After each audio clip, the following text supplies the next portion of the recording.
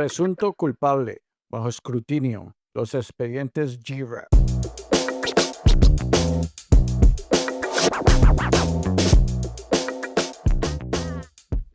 Bienvenidos de nuevo. Soy su anfitrión, Rogelio Guerra, Warstone. Este es el episodio 2, el expediente GRAP revelado, la anatomía de una traición de $1,000 millones. La semana pasada tuvieron un vistazo al hombre que más tarde intentarían catalogar como un criminal, a mí mismo. Un hombre que construyó su vida sobre el servicio y la integridad. Compartí arduo viaje desde las calles de Cali, Colombia, hasta convertirme en uno de los reclutadores de la Guardia Nacional del Ejército más exitosos del estado de Pensilvania, acá en Estados Unidos. Encontré propósito, seguridad y un inmenso orgullo en mi servicio. Pero justo cuando mi vida profesional alcanzó su punto máximo, vi como esa base de confianza y servicio se desmoronaba, arrastrada por un maremoto de avaricia, pura incompetencia y un caos legalmente cuestionable, valorado en $1,000 millones. Hoy abrimos el expediente sobre la máquina que permitió esa traición, el programa de asistencia y reclutamiento del guardia, que aquí la voy a llamar GRAP, que es un poquito más en inglés. Quiero empezar con una verdad necesaria, una verdad que define la gravedad de esta traición. El ejército de los Estados Unidos tiene un sistema que es mejor que cualquier corporación que haya visto o que le hayan oído hablar en el mundo entero. Es una máquina compleja de ética, eficiencia y sacrificio desinteresado, construida para resistir la presión externa. Realmente amo la forma fundamental en que se creó el sistema. El problema fundamental no es el sistema en sí, son las personas que aprenden el sistema, encuentran agujeros a su alrededor y luego, con suficiente audacia e interés propio, traspasan los límites de la etiqueta sin ningún miedo, provocando que otros que están tratando de hacer lo correcto se sientan asustados. Eso, amigos míos, es precisamente como se rompe la máquina más robusta. Esta explotación tan formal y legal de confundir la ética de los soldados es donde el sistema se viene abajo. Y la estructura del liderazgo, que se supone que es el ancla moral, a menudo falla. Cuando un líder de alto nivel decide no luchar contra algo que parece fundamentalmente incorrecto, pierde la esencia misma del liderazgo, el núcleo de lo que se supone que debemos ser. En el ejército aprendí la parte sacrificial por mi país y mis camaradas. Yo sería el tipo que se levantaría a las 5 de la mañana para una prueba de entrenamiento físico para un amigo que estaba pasando apuros, corriendo a su lado para ayudarlo a hacer las 2 millas. Esa motivación es vínculo como compromiso de nunca dejar a una camarada atrás. Esa es la realidad que te conviene en un soldado. ¿Dónde murió esta parte en muchos de estos líderes? Cumplieron el papel de buenos actores, excelentes actores, que al final del día solo se preocupaban por sí mismos y por el riesgo de sus carreras. No querían la perturbación, no querían convertirse en una distracción para la unidad, el batallón, ni la brigada o el ejército mismo. Eligieron la autopreservación por encima del compromiso ético, dejando el desorden para que los soldados en el terreno lo limpiaran, o en mi caso, para que fueran culpados. Comencemos contrastando el núcleo de mi servicio como la podredumbre que se estaba infiltrando en el sistema. En medio de la guerra de Irak, nuestras valientes unidades de Pensilvania se estaban desplegando, entrando en combate y sufriendo graves bajas. El llamado al deber era ensordecedor. Sentí una profunda obligación, un deber mayor que mis cuotas de reclutamiento.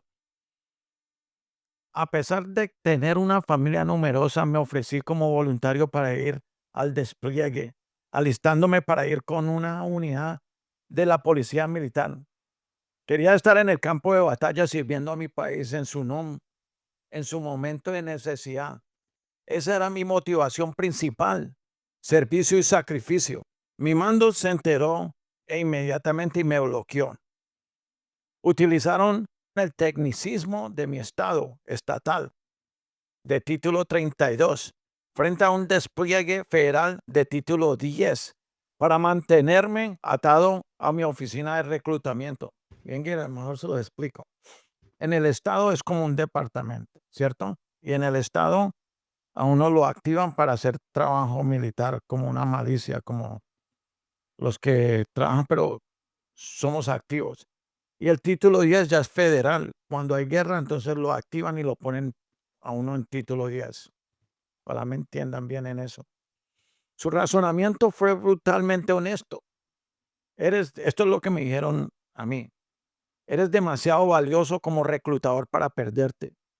Me advirtieron que yo sacrificaría mi carrera, ascensos o incentivos si renunciaba. Yo puse al servicio primero, pero mi mando puso los números primero. La pura ironía del dolor total de ese momento solo se profundizó cuando más tarde vi a uno de mis propios soldados hacer con éxito exactamente lo que yo quería, desplegarse y regresar fácilmente a su puesto de reclutamiento porque el trabajo se había vuelto muy indeseable. Y ya ustedes saben por qué. Nadie se quería meter en ese tiempo. Se me negó el derecho a luchar por el bien de una cuota, mientras que un sistema de caos descontrolado fue introducido para perseguir dinero en efectivo. Y esas cuotas ya estaban impulsando a un entorno increíblemente estresante y de alto riesgo. Nosotros los reclutadores a tiempo completo no éramos solo soldados, éramos esencialmente profesionales de ventas altamente capacitados. Soportamos una rigurosa escuela de reclutamiento especializada de 54 días. Recibimos el pago especial y los incentivos de viaje necesarios que, como cualquier trabajo de ventas corporativas, eran esenciales para luchar constantemente con cumplir con sus cuotas. Nuestro enfoque tenía que ser innovador, mejor que cualquier trabajo de ventas civiles, porque nuestro producto era el compromiso de una vía humana con el servicio militar. En este entorno ético y presurizado, la introducción del programa de asistencia y reclutamiento de la Guardia, el GRAP, no fue solo un incentivo, fue el momento en la incompetencia de alto nivel de complejo militar industrial entregó una traición catastrófica al soldado promedio. Este programa tomó un trabajo ético y de alta presión y lo convirtió en un caos financiero total, con un contratista privado ilegal, DocuPack, así se llama, justo en el centro. Hoy exponemos el asombroso caos legal y financiero en el corazón del fracaso de miles de millones de dólares. Esto no fue una corrupción menor, fue un despilfarro masivo y sistemático que preparó el escenario para culpar injustamente a los participantes de menor rango, los mismos soldados que lo arriesgaron todo. La historia de GRAP es la anatomía de una traición ejecutada por políticas de alto nivel imprudentes y egoístas.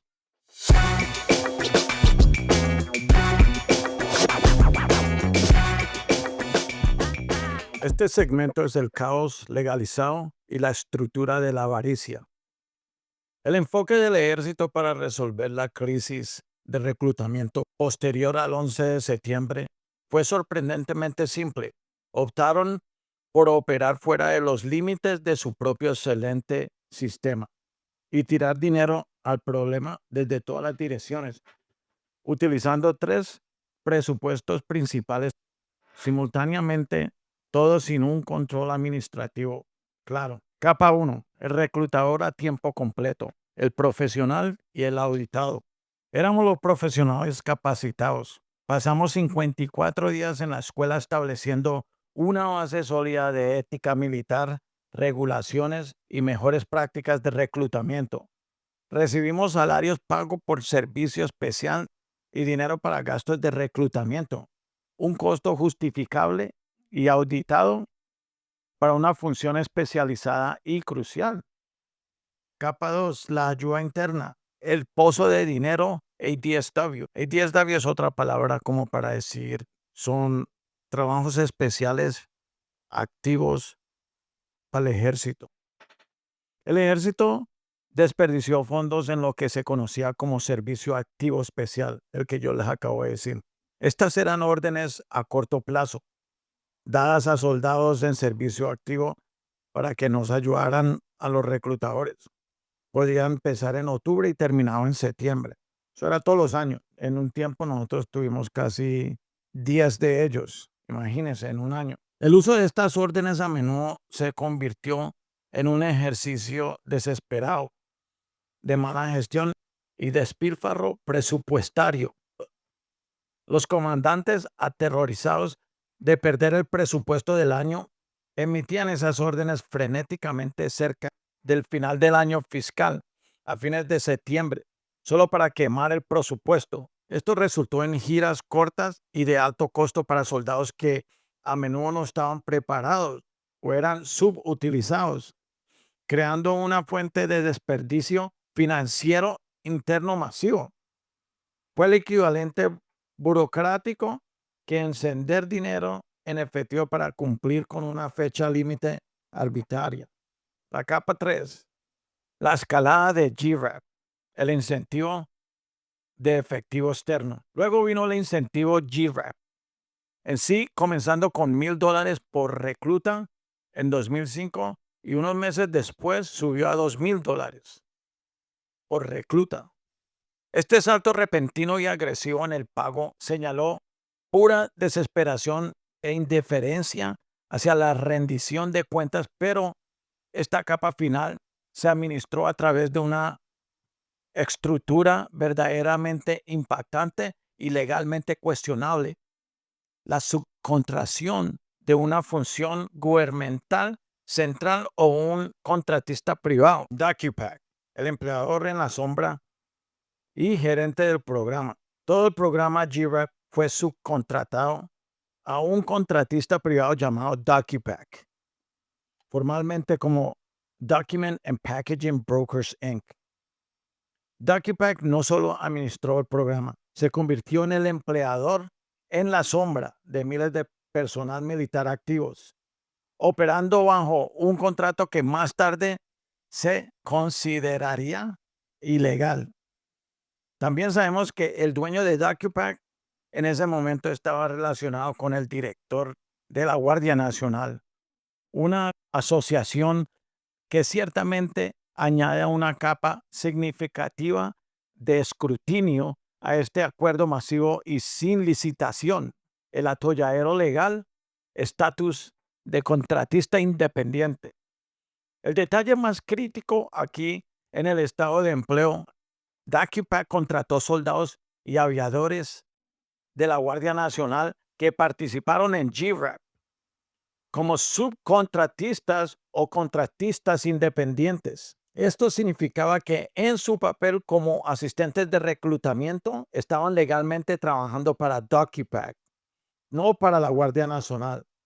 El contrato que firmaron fue un acuerdo de contratistas independientes. Esta distinción legal aparentemente menor tuvo implicaciones masivas y devastadoras para los soldados. Carga fiscal, la bomba de tiempo financiera en marcha. Los contratistas independientes no eran empleados militares estándar para este pago. Eran responsables de sus propios impuestos recibiendo un formulario 1099 que diga. Y si ganaban más de $600, esto significaba que estaban obligados a pagar un estimado del 33% de sus ganancias al gobierno más tarde. Esto fue un fracaso crítico de comunicación y gestión, añadiendo una capa de inestabilidad financiera y complejidad, creando una bomba de tiempo fiscal para aquellos contratistas, trabajadores que no ahorraban adecuadamente sus ganancias, porque estamos hablando de perritos de 17 años, de 18 años, de 19 años. El ejército repartió el efectivo sin advertencia ética y DocuPack creó la obligación tributaria, el contraste injusto de evaluar el profesionalismo. Mientras que los reclutadores a tiempo completo soportaron 54 días en la escuela de reclutamiento especializada, los contratistas a menudo eran seleccionados y capacitados en un solo día utilizando un simple curso basado en una computadora proporcionado por DocuPad. Sin embargo, estos contratistas, que eran esencialmente contratistas civiles a tiempo parcial, recibieron el pago completo de $2,000. Fue una configuración organizacional que devaluó visible, inmediatamente e injusta la capacitación, el profesionalismo y el compromiso de la fuerza de reclutamiento real. Yo quiero que entiendan, porque yo sé que muchos de ustedes no entienden las partes de que yo estoy hablando. O sea, nosotros éramos reclutadores, reclutamos para el ejército, éramos soldados y reclutamos, pero sino que a nosotros nos mandaron a una escuela para aprender esto que se demoró 54 días. Pero como estábamos haciendo tan mal, no yo, pero los demás estaban haciendo tan mal, decidieron tirar plata para traer a muchachos a trabajar y dejar que una entidad civil que se llama DocuPad los contratar a ellos para que le ayudaran a contratar gente y a meter gente en el ejército. Y ellos le pagaban a los muchachos $2,000. Y esos peladitos o esos muchachos aprendían cómo reclutar en un día. O sea, todas las cosas que nosotros tuvimos que pasar y enseñarnos y aprender, ellos lo hicieron nada más en un día. Los desencadenantes del fraude contractual. El contrato de DocuPack con los contratistas era un simple acuerdo de encuentra a alguien, haz que se una y te pagaremos un bono. Pero las reglas destinadas a prevenir el conflicto de intereses eran tan rígidas y confusas que convirtieron en los principales desencadenantes lo de posteriores procesos por fraude. Regla del primer contacto. El contratista tenía que ser la primera persona en identificar y reclutar con éxito a un individuo que aún no estuviera trabajando con el reclutador a tiempo completo, la Guardia Nacional. Esta regla era casi imposible de hacer cumplir o probar de manera inequívoca en el mundo real, convirtiendo cada reclutamiento exitoso en una posible violación. Exclusión de reclutadores a tiempo completo. Los reclutadores a tiempo completo estaban estrictamente inhabilitados para participar y no podían reclamar bonificaciones por reconocimiento, por recomendación, no dividir el pago sobornos. A los contratistas se les prohibía explícitamente dividir el pago o proporcionar sobornos a reclutadores a tiempo completo u otros personales no elegibles. Y casi siempre los que no eran elegibles eran los que estaban activos, los soldados activos. Estas reglas rígidas supervisadas por un contratista privado crearon un sistema donde miles de contratistas y los reclutadores con los que trabajaban podrían ser fácilmente blanco de violaciones en un entorno de alta presión y orientado a los números.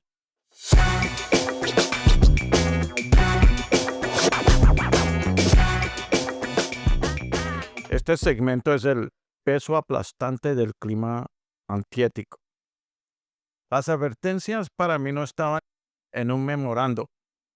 Fueron inmediatas y personales, enraizadas en el caos que creó este sistema defectuoso. Este fue el momento en que la base ética de mi trabajo comenzó a resquebrajarse y el fracaso del liderazgo quedó al descubierto. El fracaso del liderazgo. Este es el punto central de la traición. La presión desde arriba se volvió implacable. Los comandantes, priorizando sus carreras y preocupados por justificar las cantidades masivas de dinero que fluían hacia DocuPack, exigieron resultados. Eligieron activamente ignorar la forma ilegal de confundir la ética de los soldados que estaba destruyendo el sistema. Eran los buenos actores preocupados por sí mismo. Cuando un líder decide no luchar contra algo que parece fundamental incorrecto, pierde la esencia misma del liderazgo. Eligieron permitir la corrupción ética que se pudriera porque luchar contra ella los convertiría en una distracción para la cadena de mando, la olla de presión y la cultura del ajetreo. Las estaciones de reclutamiento se convirtieron en un caldo de cultivo para oportunistas que tenían los cojones para traspasar la etiqueta. Comencé a ver los contratistas que no conocía civiles contratos por DocuPy después de un solo día de capacitación en línea, entrando en mi oficina con largas listas de nombres enfocados solo en obtener ese pago inicial de $1,000. Esto no era reclutamiento profesional, era un puro ajetreo de efectivo por nombre. Teníamos contractores que estaban operando esencialmente como generadores de leads depredadores, sin una conexión real con el servicio que supuestamente estaban promoviendo, la creación de un monstruo. El caos creado por GRAP fomentó un intenso resentimiento y una atmósfera atiética que creó un monstruo entre las personas que no estaban en el programa y que no podían entrar en el programa. Aquellos que fueron excluidos del dinero de los contratores o que estaban siguiendo las reglas éticamente vieron a sus colegas menos éticos enriquecerse rápidamente. Esto condujo a una hostilidad interna paralizante, celos y los mismos tipos de prácticas cuestionables que se suponía que el programa debía prevenir. Los soldados comenzaron a buscar atajos y las líneas entre el reclutamiento legítimo y el fraude contractual se difuminaron más allá de todo reconocimiento, gracias al gran volumen de dinero y la falta de supervisión. Mi propia transigencia. Me encontré atrapado en medio de este colapso moral. Yo tenía mi propio sistema exitoso y ético, pero me vi obligado a integrar el sistema GRAP para mantenerme al día con las demandas y las cuotas.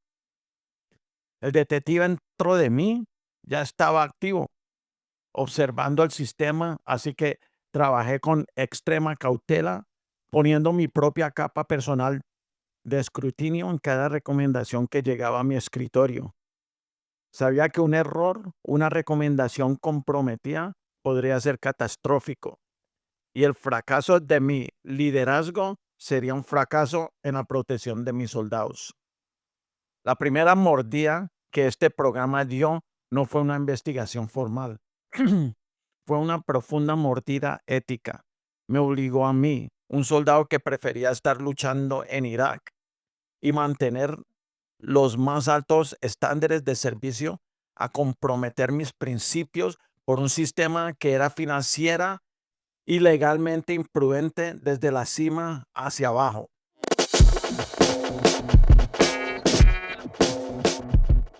Esta es la conclusión. El objetivo no intencionado.